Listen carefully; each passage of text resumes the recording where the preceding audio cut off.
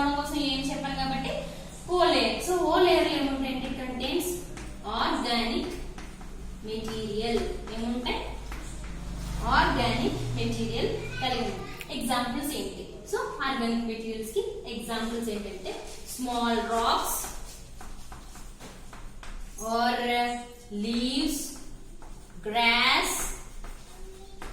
grasses, any other organic materials.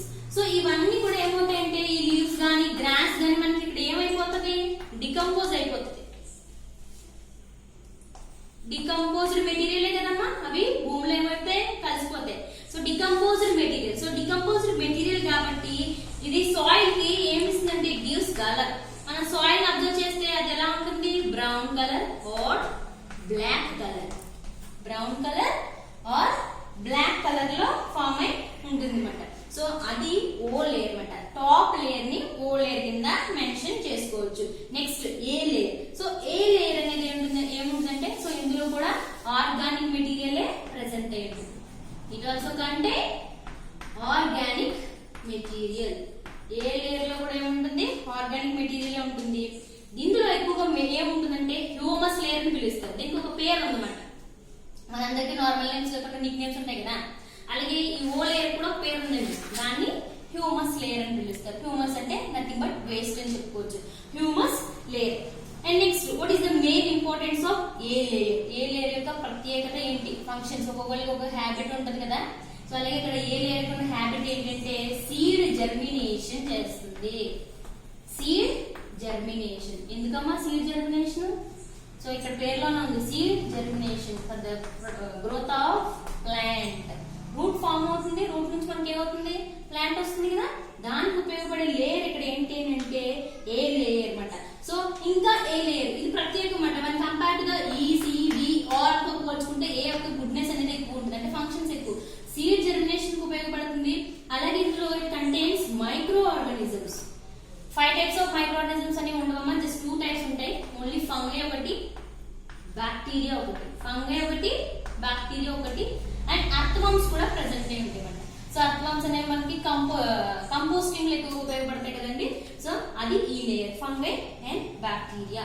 And next coming to the ఈ layer. So ఈ layer లో ఏముంటాయి? Composed of nutrients.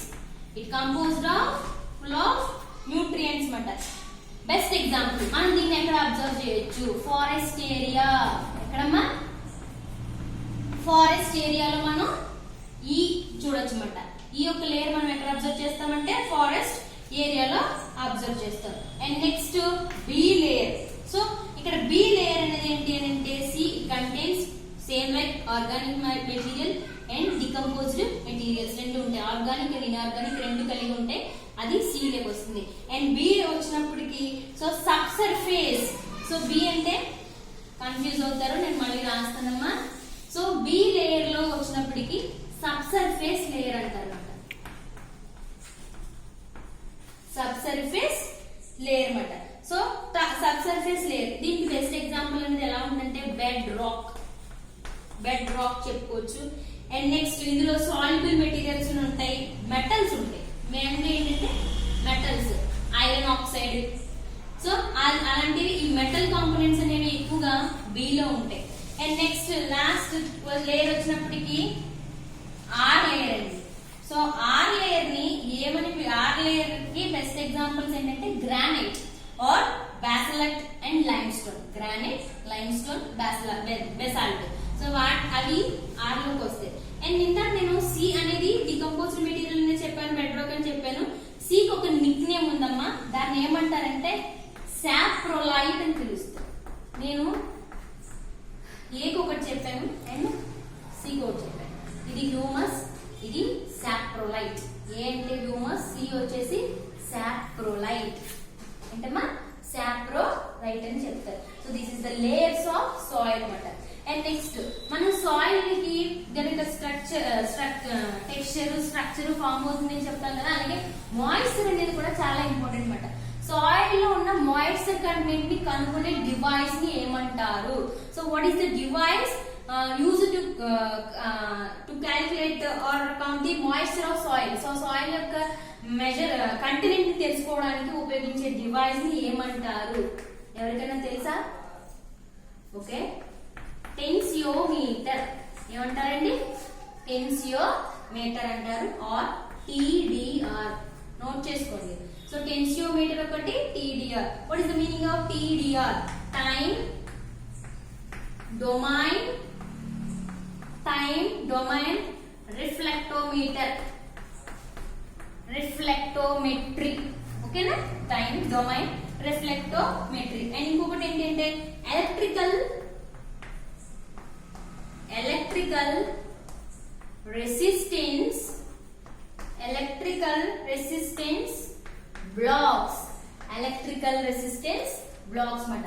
So soil లో ఉన్న మాయిశ్చర్ ని తెలుసుకోవడానికి ఉపయోగించే డివైస్, పరికరాలు tensiometer, TDR, time domain reflectometry, electrical resistant blocks అని చెప్తారు అన్నమాట.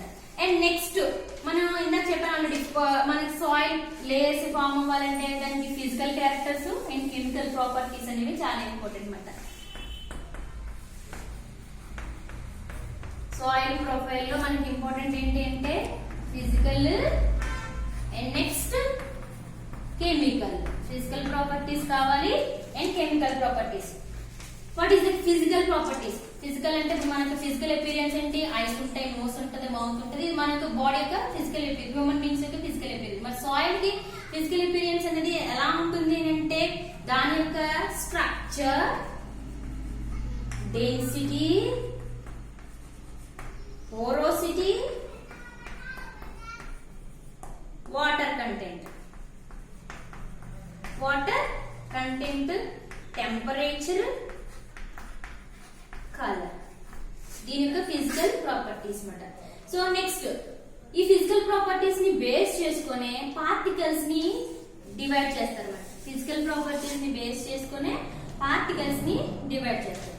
సో ఎలా డివైడ్ చేస్తారు? ఫర్ ఎగ్జాంపుల్ ఒక పార్టికల్ సైజు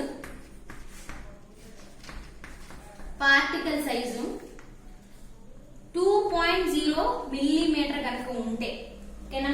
2.0 మిల్లీమీటర్ కనుక ఉంటే దాన్ని గ్రావెల్ ఆర్ స్టోన్స్ అని పిలుస్తారు. Gravel are stones.